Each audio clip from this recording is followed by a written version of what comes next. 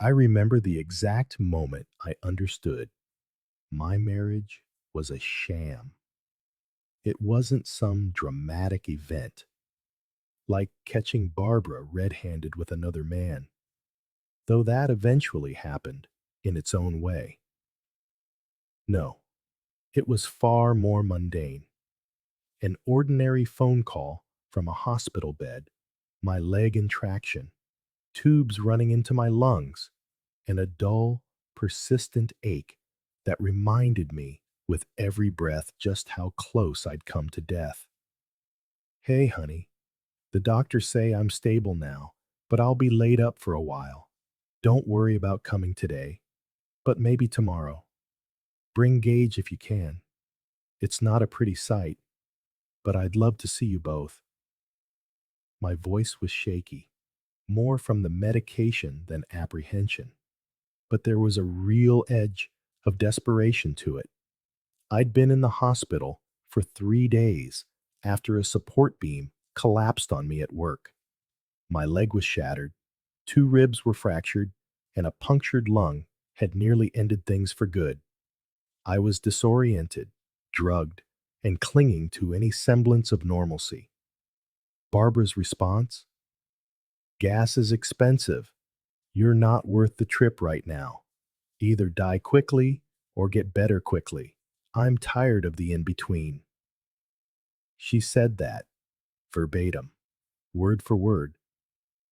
The cruel words took a full second to register. I assumed she was joking, but then I heard laughter in the background. A light, airy laugh that sounded nothing like the woman I'd married. Her phone must have been on speaker because Gage's voice cut in, loud and flat. We don't miss you. Then the call ended. I stared at the phone, my heart hammering, as if I'd run a marathon on one lung. It was the first sign that something was truly wrong. Sure, maybe Barbara was stressed, but this was beyond stress. This was pure malice. My stepson, who had once seemed to idolize me, this was an unrecognizable cruelty coming from him, too. Then, as quickly as they'd appeared, they were gone, leaving me alone in a hospital bed, wondering how the people I cherished most could say something so vile. When I finally got a hold of her again, nearly 4 days later, she seemed to have settled into a new narrative.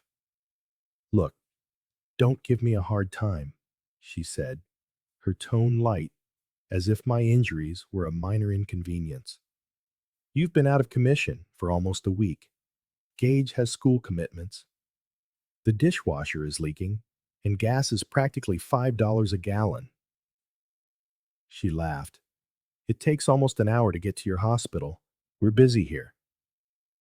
Busy. Right.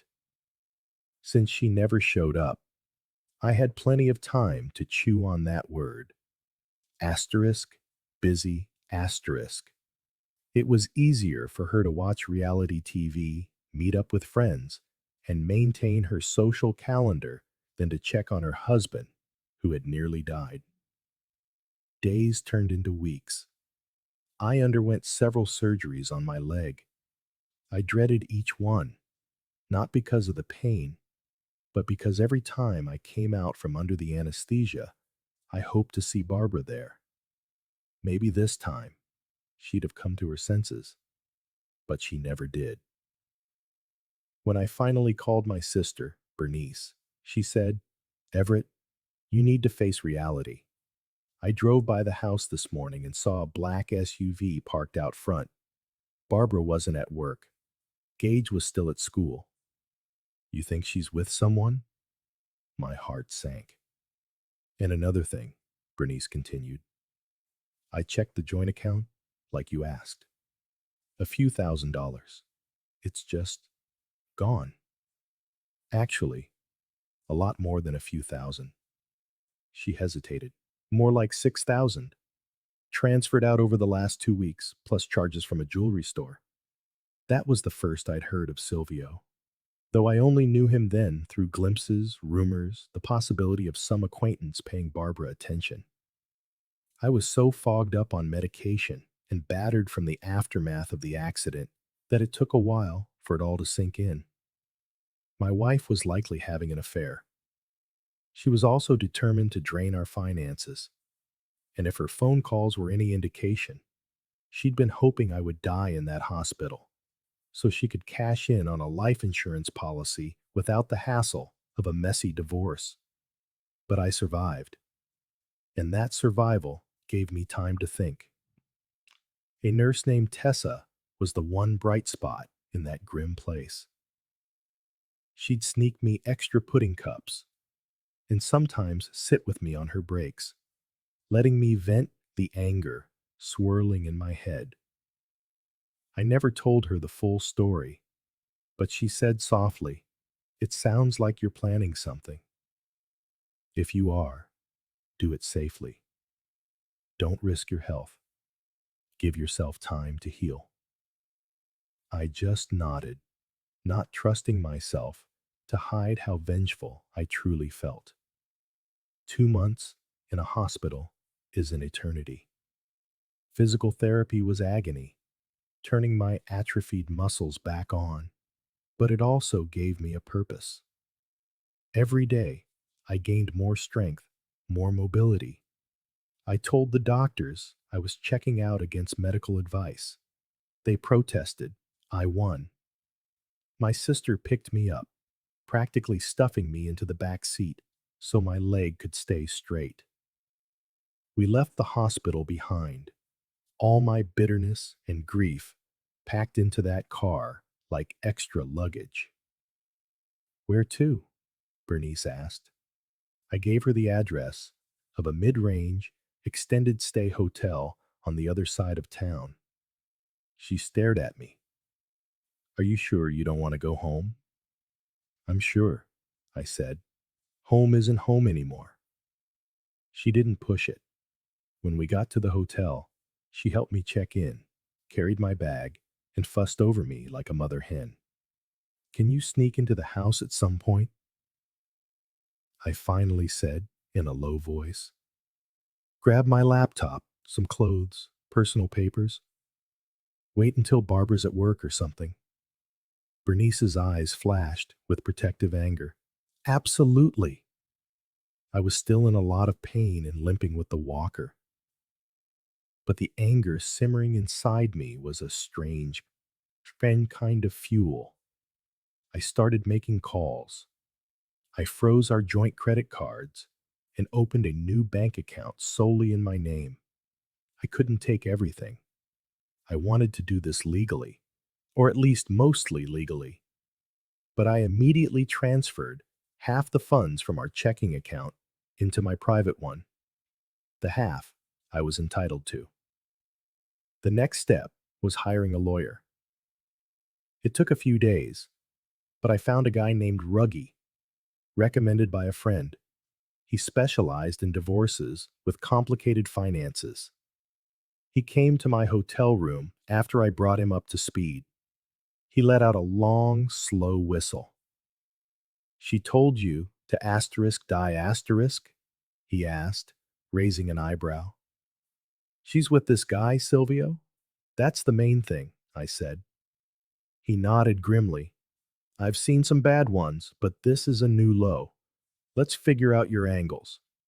The house is in both your names, correct?" I explained that I'd bought it before we were married, but Barbara had insisted we refinance to put her on the deed.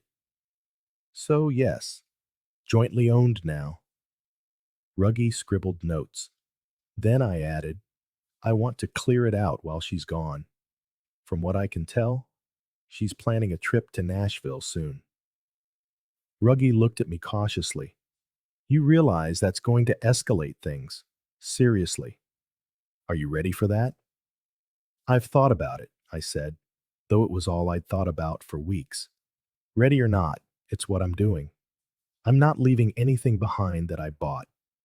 If the house is half mine and the possessions are half mine, I'm taking my half. I don't care if she comes home to an empty living room." He shrugged.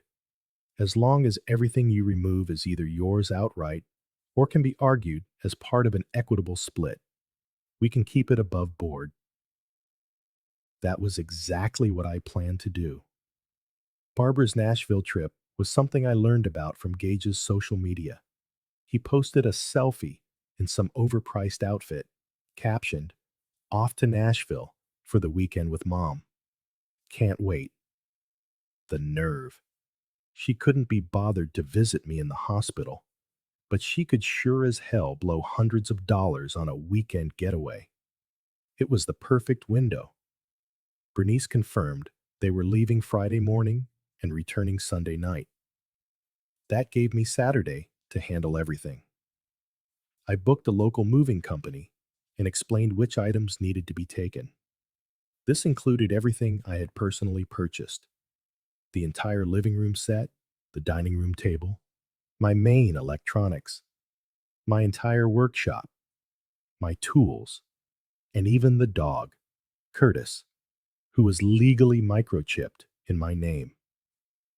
Then, half of the shared assets, carefully documented with Ruggy's help so I wouldn't be open to theft charges.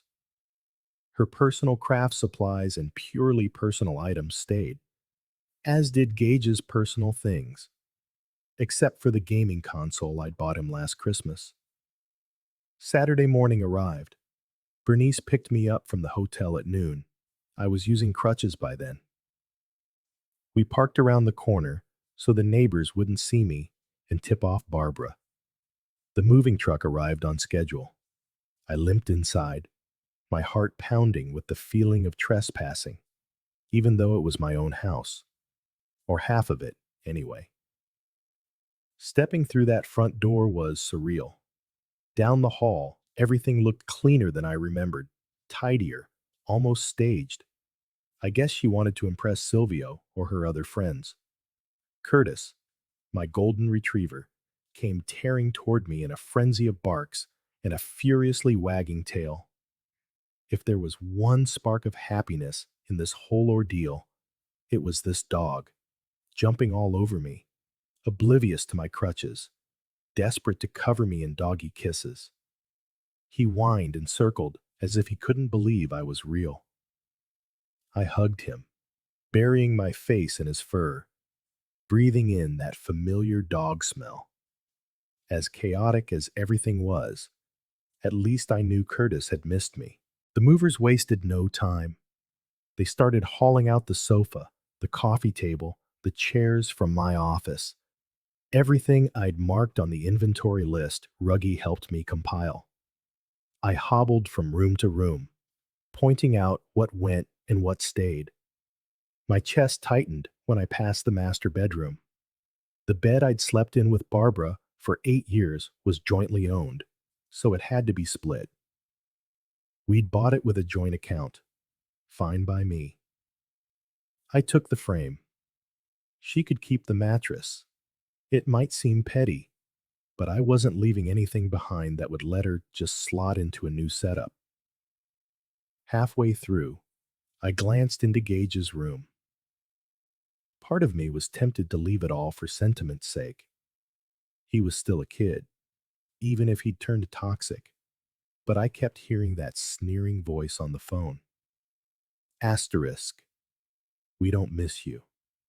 The memory was still raw, but part of me recognized that a 16-year-old doesn't come up with that on his own. Barbara was likely behind it. Still, you can't unhear words. I pointed to the console I'd bought him, then the monitor I'd helped to pay for, the bed, the dresser, the clothes I left. He'd have a place to sleep. I wasn't putting him on the street, but he sure as hell wasn't keeping an expensive gaming system I'd paid for. Let him learn that actions have consequences. By 6 p.m., the moving truck was loaded. The house, once filled with photos, furniture, and knickknacks, now felt cavernous, a skeleton of its former self. Between Barbara's possessions and Gage's personal items, a decent amount was still there. but the essential living spaces were gutted. The living room was bare, except for a single rug Barbara once claimed was an antique, but had actually come from a discount store. The dining room was naked. In the garage, my entire workshop was gone, leaving only some battered shelves and old paint cans. Upstairs, I'd taken everything from the master closet that I had paid for over the years: my suits, my e reader, my share of the shoe racks. Barbara's clothes and vanity were untouched, and of course, I took Curtis. "Is that everything?" one of the movers asked, sweating after multiple trips. "Just one last thing," I said. "Box up all the dog food. It's mine, receipts to prove it." It was petty, maybe, but I didn't care. It was done. Bernice followed the truck all the way to my new apartment. A modest ground floor two-bedroom, perfect for my long recovery. Watching the movers unload my life into a new apartment, I felt a familiar pang of guilt. I wasn't used to being this cold, this vengeful, but every time I second-guessed myself, I remembered that phone call. Asterisk, die fast or heal quickly. No hospital visits. Thousands vanishing from our joint account. And worst of all, Barbara's little getaways with Silvio. This wasn't some innocent misunderstanding. She had abandoned me, and I was done feeling sorry for her. We finished around 8 that evening. My dog, Curtis, wandered through the apartment, sniffing the corners of the hallway, his tail giving a few hesitant, confused wags. I set up his bed by the living room window, and he collapsed into it with a heavy sigh. My sister stayed until almost midnight, helping me open a few essential boxes: plates, bedding, towels. Then she left, and I was alone in this new reality. The text messages started flooding in on Sunday evening. I ignored them at first. By the time I finally picked up my phone, it was vibrating so intensely it nearly danced off the table. A stream of texts from Barbara. Asterisk. "Where did all our shit go? What have you done? Why is the house practically empty? You can't do this, Everett. It's illegal." I scrolled through them. Not a single word of remorse. No inquiry about my health. No concern for how I was managing after the accident. Just complaints about things. I put the phone down and tried to sleep, but I only managed a few hours before curiosity got the better of me. My neighbor, Bernice, had sent me a video from her doorbell camera. It showed Barbara standing on my old front lawn, screaming into the night, her voice echoing through the quiet neighborhood. "He took everything. My husband robbed me like a thief in the night." She looked unhinged. Her hair was frizzy from travel, and she was wearing a short, sequined dress that might have looked fine for a party in Nashville, but was absurd on a suburban lawn. And then, the cherry on top: "He even took the damn dog," she shrieked. "That's asterisk my asterisk ah." The dog she barely fed. The dog that cowered whenever she raised her voice. The dog I walked, bathed, trained, and microchipped. A humorless laugh escaped my lips. I turned my phone off again. If Barbara wanted to talk, she could go through my lawyer, Ruggie. I needed to rest. Monday arrived with an unexpected surprise. I was hobbling around my apartment on crutches when a sharp knock came at the door. I opened it to find Gage, my stepson, scowling at me. He had earbuds slung around his neck and a look of pure fury, as if he was angry he'd even had to make the trip. I blinked. "How did you find me?" He shrugged. "GPS. Mom got your address after she hired a PI or something. Look." He hesitated. "I need the password for the console, the one you took from my room." I almost laughed out loud. You have to be kidding me. It's mine, he insisted. You can't just take it. I need my games, especially after all the crap you just pulled. Mom's freaking out. You can't expect me to live in that house with nothing fun to do. I gripped my crutches, my anger making me unsteady. Look around, Gage. I gestured to the stacked boxes behind me. I'm barely out of the hospital. I have a shattered leg. Your mother never visited me once. Neither did you, he shot back. She told me not to bother. Said you didn't care if I died. Yeah, well, I said, my blood pressure soaring. I'm not giving you the password, and you're not getting the console. Replace it yourself. I'm not giving you a dime. He let out a scoffing laugh, as if the idea that I wouldn't cave was inconceivable. You're going to regret messing with my mom, he warned, then spun on his heel and stormed off. I closed the door, my heart pounding. It was a horrible realization that the caring kid I'd taught to fish and hammered boards with in a treehouse had morphed into this entitled, thoughtless brat. But at least the encounter gave me clarity. I didn't owe Gage anything anymore. Barbara had turned him into a miniature version of her manipulative self. 2 days later, of all places, I ran into Silvio in the supermarket parking lot. Our eyes met over the hood of my car as he walked out with a loaf of bread and a few groceries. Images flashed through my mind. Him sneaking around my house. Him likely in the bed I once shared with Barbara. My fists clenched. He just looked surprised, adjusting the bag under his arm. Everett, he said, stopping a few feet away. Hey, man, I heard about your accident. You doing okay? His fake concern sent a surge of rage through me. I limped toward him, each step jarring my knee. I saw a flicker of fear in his eyes. Without thinking, my hand shot out, and I delivered a sharp, open-handed slap across his face. Not a punch. This was more insulting. The sound cracked through the quiet parking lot. He stumbled back, nearly dropping his groceries, his eyes wide like a scolded child. If you ever come near me again, I said in a low voice, I'll do worse. You think I don't know what you were doing with my wife? Save your fake sympathy.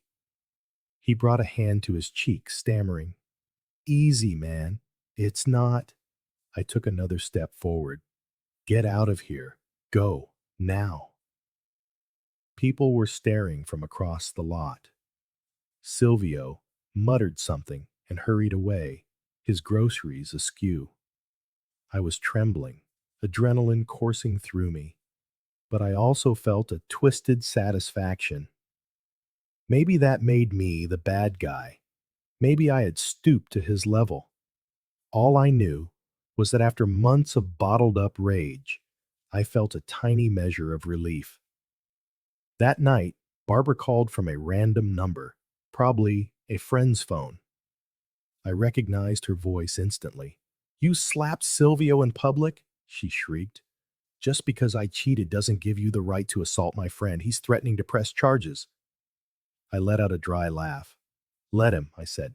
Tell him to sue me. I'll share every text message, every bank statement, every single detail of your affair. It might not help him in court, but it will sure as hell embarrass him. She sniffed. You're evil. You think you're so much better than everyone. I've never seen this side of you before. That's because I'm done letting you walk all over me, Barbara. She paused, then shot back. You're going to regret this. She hung up. A week later, Ruggie told me Barbara was refusing to sign the initial divorce papers unless I gave her a lump sum for emotional distress. We called an emergency meeting at Ruggie's office. I sat on a small sofa while Barbara faced me from across a coffee table. She wore a chic blouse I'd never seen before, which only reminded me of the money she'd siphoned from our account. She glared at me, her arms crossed tightly. Ruggie did most of the talking. Barbara, we have proof of your extramarital affair, as well as message and phone logs that show you neglected Everett during a significant medical crisis. If this goes before a judge, you stand to lose more than you'll gain. Barbara's lips twisted into a sneer. He took our furniture, she said. He's living it up in whatever rat hole he found, leaving me with an empty house. He slapped Silvio. Look at him. He's violent. He pushed me last year, too. She was lying, just inventing random accusations to paint me as the abuser. Do you have proof of that? Ruggie asked, his eyes narrowing. Because I have stacks of phone records and bank statements, and an entire hospital staff who will testify you never visited once. Let's not forget the phone call you made to him. Heal fast or die quickly. That was you, wasn't it? She flushed, staring at me with pure hatred. We'll see about that. I have a teenage son. I'm entitled to spousal support, child support. Child support for a child that isn't mine? I said calmly, though my heart was hammering. You never even let me legally adopt him, remember? She shot me a venomous look. Ruggie gently reminded her that Gage's biological father had partial financial responsibility, not me.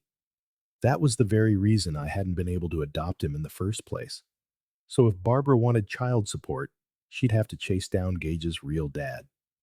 That left her sputtering. Several hours of argumentative back and forth ended with Ruggie sliding revised divorce papers toward her. She stared at them, her chest heaving with rage, then scrawled her signature. We were set for a final hearing in about a month, but that signature was a huge step. As I left Ruggie's office, I smiled. It was a mean, ugly smile, but I didn't care. Barbara was being forced to face the reality she'd tried so hard to avoid. As I was leaving, she hissed, "You're going to pay for that stunt in the parking lot. Silvio isn't going to let it go. He's humiliated." I shrugged. He humiliated himself by sneaking into my bed with you. Sure enough, the next weekend, I received an envelope from a local attorney claiming Silvio had grounds for a lawsuit. Ruggie said it was all bluster. Still, it added a layer of tension, and I spent several sleepless nights waiting for a legal bomb to drop. But eventually, it all fizzled out. Maybe Silvio realized the public embarrassment wasn't worth a single slap. 2 weeks passed. My life settled into a routine.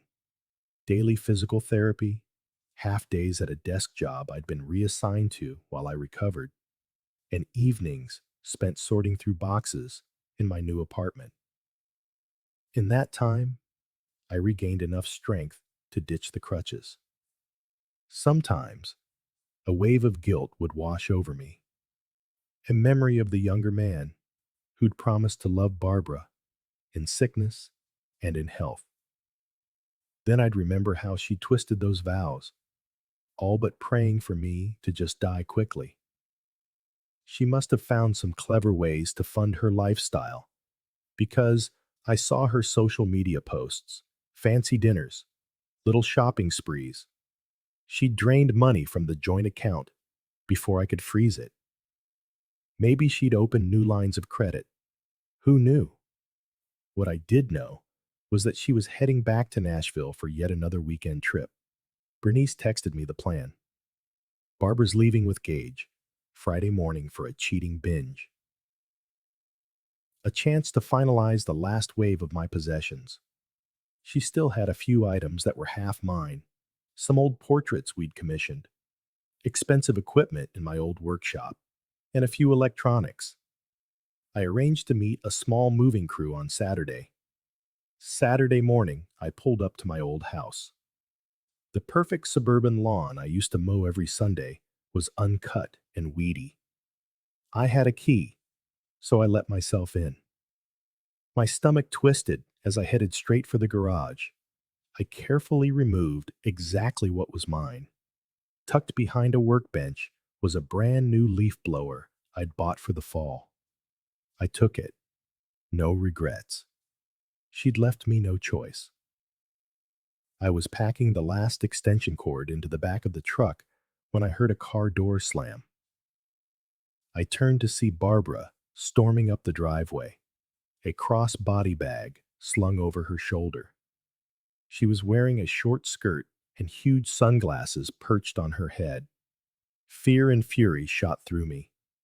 I thought she wasn't coming back until Sunday. "What the hell are you doing?" she screamed, her voice raw. "You're not supposed to be here." "It's my house, too," I started to say, but she lunged at me. I was so surprised I stumbled back, forgetting my leg was still tender.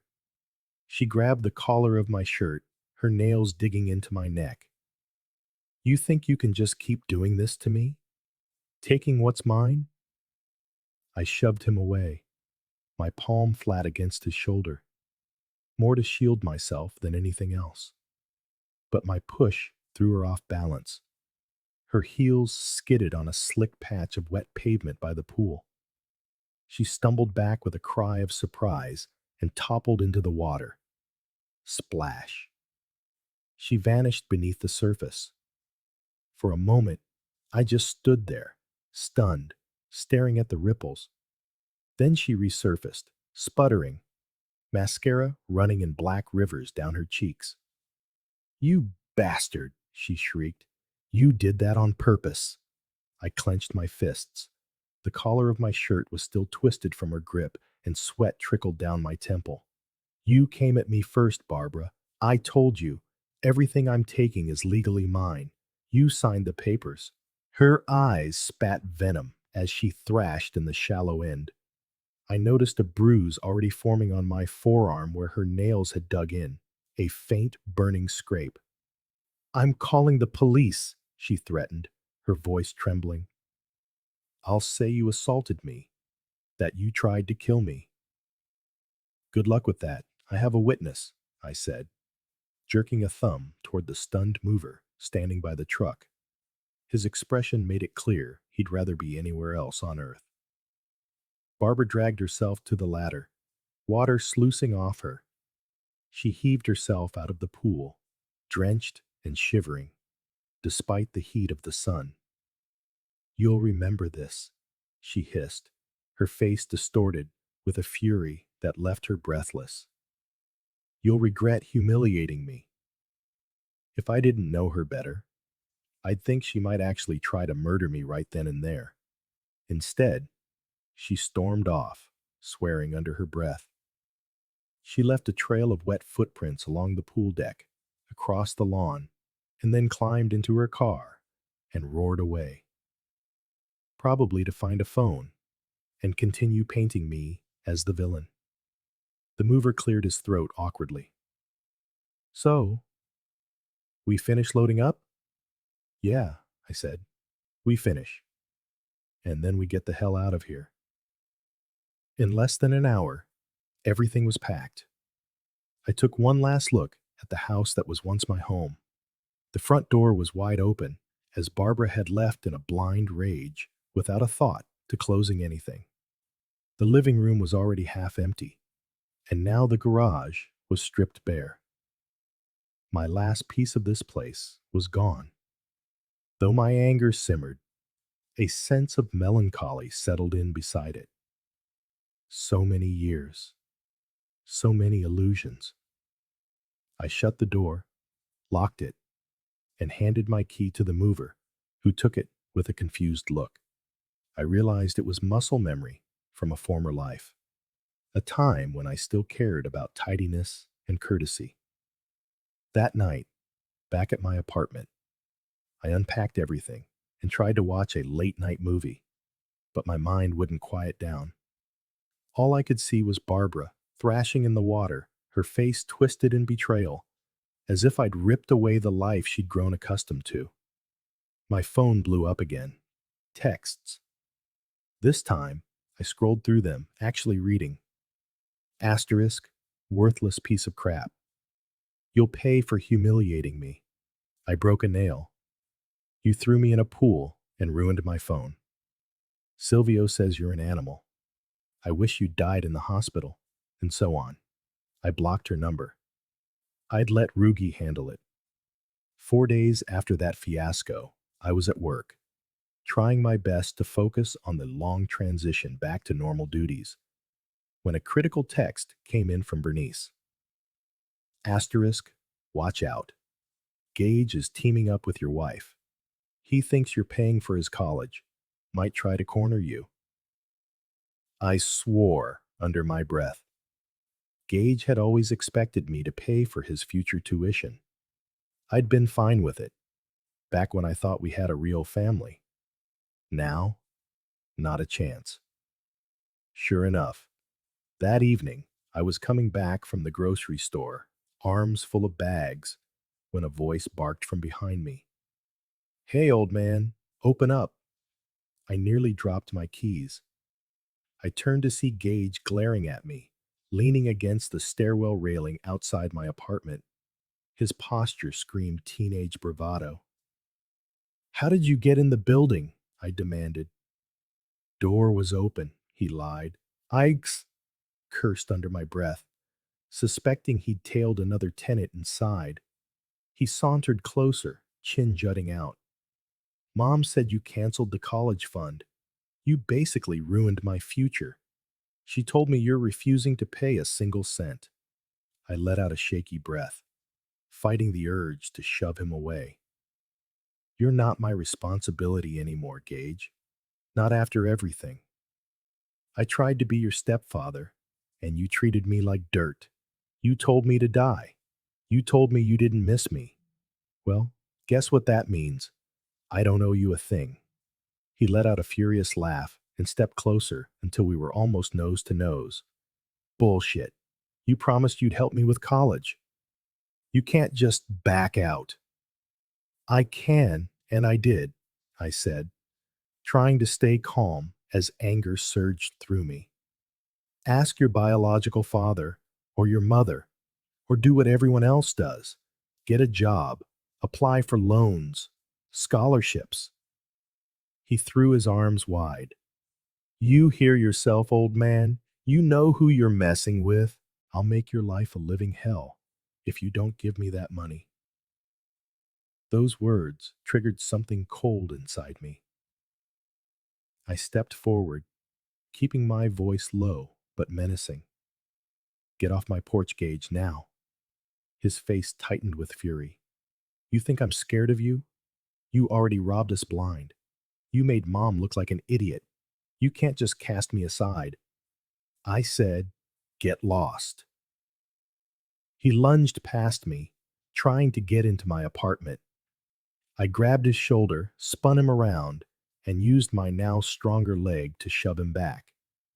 He stumbled against the hallway wall, cursing. You know what? You're gonna regret this, he thundered. Then, in a movement so fast I barely saw it coming, he stooped, snatched a loose brick from a maintenance cart in the hallway, and hurled it at my sedan, parked just outside the window. It arced through the air before shattering the windshield with a sickening crunch. Shards of glass sprayed across the front seat. My heart hammered against my ribs. Are you out of your damn mind? I yelled, dropping my groceries. You're gonna pay for my college, or next time it'll be your face, he snarled. You hear me? A blind rage flared for a split second. I wanted to tackle him, but I forced myself to step back. Instead, I pulled out my phone and dialed the police. I'm reporting vandalism, trespassing, and a threat of violence, I said, my eyes locked on Gage. My voice was shaking. Yes, 211 East Waterside, Building B. My car windshield was just smashed. You can't be serious, Gage stammered, the color draining from his face. You're calling the cops on your own stepson? You lost the right to call me that the day you told me to drop dead, Now get out of here, or wait for them to come arrest you. He stood there, realizing I was immovable, that this was real. Just then, an older resident emerged from a neighboring apartment, taking in the scene. Me on the phone, Gage fuming, and the shattered windshield of the car clearly visible in the parking lot. The police arrived, sirens silent, about 10 minutes later. Gage was lingering by the stairwell, probably hoping I'd cool down. But my mind was made up. Enough was enough. Two officers got out, took statements, photographed the broken windshield, and noted the brick inside the car. Gage tried to play it off as an accident, spinning some wild story about tripping. We had the hallway security camera footage, though. They reviewed the recording, which clearly showed him launching the brick with malicious intent. A wave of cold satisfaction washed over me as I watched the officers cuff him. He spat in my direction, screaming that I was betraying him. I just remained silent, locked in a numb acceptance that this was the inevitable end. "You'll pay for this, Everett. You can't do this to me," he screamed as they led him away. "I'll ruin you." I said nothing. One of the officers gave me a curt nod, then followed the other as they escorted Gage out. The hallway fell silent, except for the sound of my own ragged breathing. After they left, I trudged down to my car, carefully assessing the damage. The windshield was a spider web of cracks. The driver's side door had fresh, deep key scratches gouged into the paint. Gage's pathetic parting shot, I assumed. I called a tow service and explained the situation. By the time they arrived, I was exhausted. Standing there with scattered groceries in my apartment hallway and a shattered sense of reality. The carefree father figure I once aspired to be was gone. I phoned Bernice. "He's been arrested," I said, my voice hoarse. "He took a brick to my car." "Jesus," she whispered. The kid snapped. "Do you want me to come over?" "Not tonight," I replied. "I've got insurance stuff to deal with, and I need to call Rugi. Thanks, though." She sighed. "You did the right thing. Take pictures of everything. Keep a record of all of it." I hung up, took a few deep breaths, and put the groceries away. An hour later, my phone buzzed. A text from an unknown number, probably one of Barbara's burners. Asterisk. "You will burn for this," it said. Asterisk. "I hope you're happy." Ironically, I was calmer than I had been in weeks. I was done letting them manipulate me. Barbara and Gage had both started this war, and I refused to be their victim any longer. 3 days passed. Ruggie confirmed that Gage would likely be charged with trespassing and destruction of property. The windshield, plus the keying of the door, would be on him. Barbara protested that Gage was a minor, but at 16, he was old enough to know better.